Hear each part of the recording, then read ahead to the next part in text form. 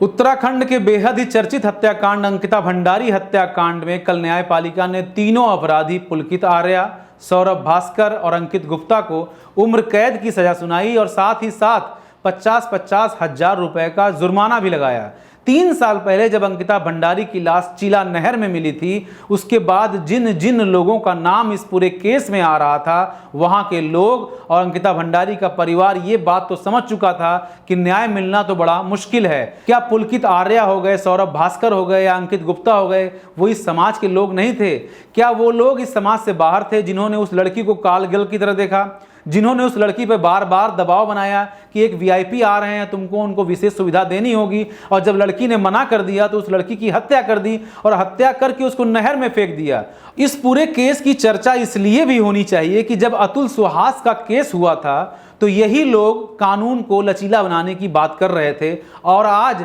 जब अंकिता भंडारी का केस हुआ है तो ये लोग कानून को सख्त करने की बात क्यों नहीं कर रहे हैं। एनसीआरबी यानी कि नेशनल क्राइम रिपोर्ट ब्यूरो के हिसाब से 51 केसेस महिलाओं के अगेंस्ट हर घंटे हो रहा है। 2022 में 6,500 डावरी डेथ के केस रिपोर्ट किए गए थे। अगर आप देखिए कि ये वही समाज है जिस समाज में निर्भया जैसा केस होता है, इसी समाज में कोलकाता डॉक्टर के साथ रेप होता है, इसी समाज में हैदराबाद में वेटरनरी डॉक्टर के साथ रेप होता है और उसको जला के मार दिया जाता है। ये वही समाज है जिस समाज में कानून को लचीला करने की बात की जा रही है, और यही समाज जब ऐसे केसेस होते हैं तो कानून को और कठोर करने की बात क्यों नहीं करता। हम क्यों नहीं इस बात को समझते कि अतुल सुहास मात्र एक केस है और हर घंटे 51 केसेस हो रहे हैं जिसके लिए कानून को और सख्त करने की जरूरत है। अतुल सुहास के केस में अतुल सुहास ने यह तय किया था कि उसको मरना है, उसे लड़ना नहीं है, लेकिन अंकिता भंडारी के केस में अंकिता भंडारी ने लड़ने की सोचा था और उसे मार दिया गया।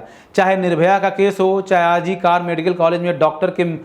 के रेप और उसके बाद उसके मर्डर का केस हो, चाहे हैदराबाद के वेटरनरी डॉक्टर की मर्डर का रेप उसके बाद मर्डर का केस हो, ये सारी बातें ये कहती हैं कि कानून और सख्त होना चाहिए। बार बार ये बात उठेगी सिर्फ एक केस को लेकर कि कानून को और लचीला कर देना चाहिए, क्योंकि महिलाएं जो हैं वो ओवर एम्पावर्ड हो गई हैं और अब वो कानून का मिसयूज कर रही हैं। मैं ये नहीं कह रहा हूं कि कानून का मिसयूज नहीं हो रहा है, लेकिन एक बात ये भी है कि 2022 में 6,500 महिलाएं डावरी डेथ का शिकार हुई थी। अगर अतुल सुहास एक केस है, पुनीत खुराना एक केस है, तो अंकिता भंडारी एक केस है, आरजी कार मेडिकल कॉलेज भी एक केस है।